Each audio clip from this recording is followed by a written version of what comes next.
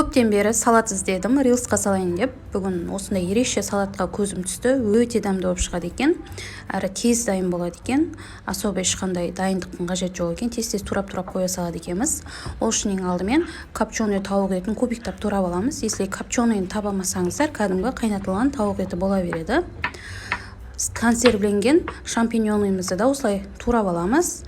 Жұмыртқаны ағы мен сарысын бөліп аламыз. Қайнатылған жұмыртқаның ағын үлкен көзінен, сарысын кішкентай көзінен өткіземіз, үккіштің.